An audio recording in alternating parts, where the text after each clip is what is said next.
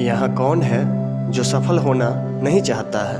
कौन है जो असफल होकर गुमनामी के अंधेरे में रहना चाहता है? यहाँ हर कोई सफल होना चाहता है, लेकिन सिर्फ कुछ ही ऐसे लोग हैं जिनको मनचाही सफलता मिलती है। एक सफल और असफल व्यक्ति में सबसे बड़ा अंतर होता है उसका जीवन जीने का तरीका, उसकी आदतें। ये इंसान की आदतें ही है जो यह तय करती है कि वह इंसान अपने जीवन में कितना सफल होगा और कितना असफल। ऐसे ही एक बार एक असफल व्यक्ति महात्मा बुद्ध के पास सफलता का वरदान मांगने चला गया था। आइए देखते हैं कि कैसे महात्मा बुद्ध ने उस व्यक्ति को सफलता का पाठ पढ़ाया था। एक बार भगवान बुद्ध अपने शिष्यों को उपदेश दे रहे थे। तभी एक व्यक्ति बुद्ध के पास आता है और बुद्ध के चरणों में लेट जाता है।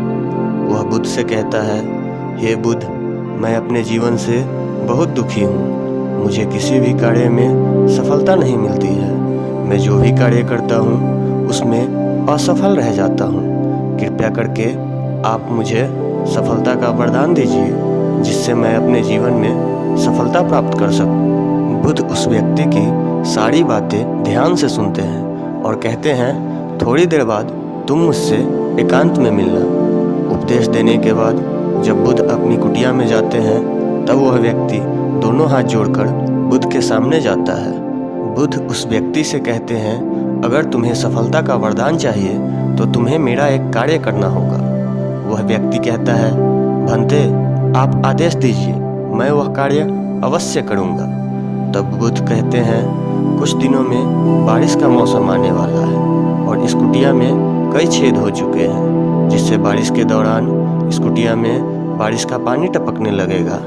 आंधी और तूफान में यह कुटिया किसी भी वक्त जमीन पर गिर सकता है। इसलिए मैं चाहता हूँ कि तुम इस कुटिया के पास मेरे लिए एक दूसरी कुटिया बनाओ। क्या तुम यह कार्य कर पाओगे? वह व्यक्ति कहता है, जी भंते, मैं यह कार्य बड़े आराम से 5 दिनों में पूरा कर सकता हूँ। फिर बुद्ध उस व्यक्ति से कहते हैं, मैं 14 दिनों के लिए नगर की यात्रा पर जा रहा हूँ, तब तक तुम इस कार्य को पूरा कर देना।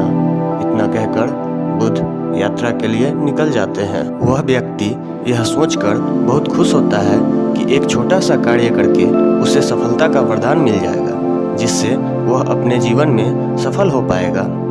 यह सोचकर वह कुटिया बनाने की तैयारी करने लगता है। सबसे पहले वह उस स्थान की सफाई करता है जहाँ वह नई कुटिया बनाना चाहता है। फिर वह जंगल से लकड़ी लाने चला जाता है। जब वह जंगल से लकड़ी लेकर वापस आता है तब तक शाम हो जाता है। अगले दिन जब वह सुबह उठता है तब उसे अपने एक रिश्तेदार से मिलने की इच्छा होती है। तभी उसे ध्यान आता है कि उसे तो कुटिया बनाना है। फिर वह यह सोचता है कि कुटिया तो वह सिर्फ 5 दिनों में ही बना सकता है, लेकिन उसके पास अभी 14 दिनों का समय है। यह सोचकर वह अपने रिश्तेदार के घर मिलने चला जाता है। अपने सगे संबंधियों से मिलकर वह अपना कार्य भूल जाता है और कुछ दिनों के लिए अपने रिश्तेदार के घर ही ठहर जाता है। कुछ दिनों बाद वह कुटिया बनाने के लिए वापस लौटता है, लेकिन रास्ते की थकान की वजह से आराम करने लगता है और कार्य को अगले दिन पर टाल देता है। अगले दिन वह सुबह उठकर कुटिया बनाने के कार्य में लग जाता है। जमीन पर कई जगह गड्ढे खोदता है, लकड़ियों को काट कर बराबर करता है और उन गड्ढों में डाल देता है। ये सब करते करते शाम हो जाता है। फिर अंधेरा की वजह से उसे कार्य रोकना पड़ता है। फिर वह सोचता है कि बाकी का कार्य वह अगले दिन प्रारंभ करेगा।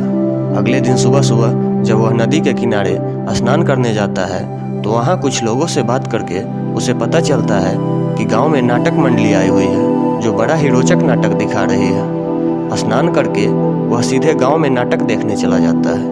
वहाँ उसका मन लग जाता है।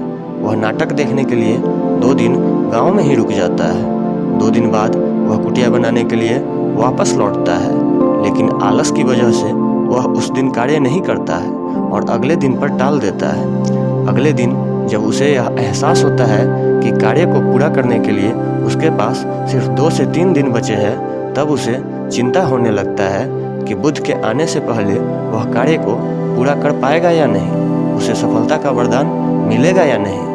वह हड़बड़ाहट में कार्य शुरू कर देता है। जल्दी जल्दी के चक्कर में वह कई तरह की गलतियां करता है, जिसके कारण उसे एक ही कार्य को बार बार करना पड़ता है। आज वह अपनी क्षमता के आधा भी कार्य नहीं कर पाता है।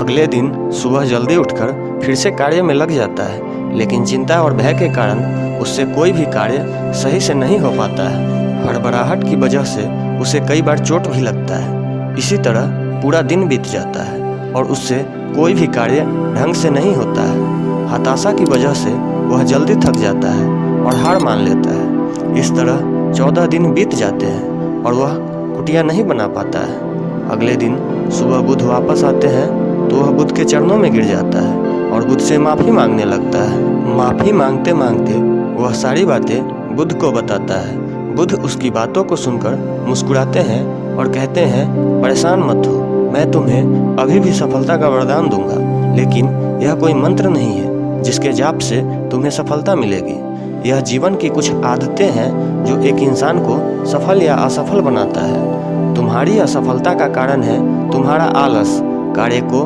कल पर टालने की तुम्हारी बुरी आदत, अनावश्यक और गैर जरूरी चीज़ों में तुम्हारी रुचि। तुम अपने मन के गुलाम हो, तुम्हारा मन तुम्हारा गुलाम नहीं। सफलता उसी व्यक्ति को मिलता है जो अपने कार्य को प्राथमिकता देता है, सबसे पहले अपने कार्य को पूरा करने का प्रयास करता है, जो आलस्य का त्याग करता है, आज का कार्य आज ही समाप्त करता है, गैर जरूरी चीज़ों में अपना समय बर्बाद नहीं करता है। सफलता चाहिए तो अपने मन को अपना गुलाम बनाओ, मन के गुलाम मत बनो।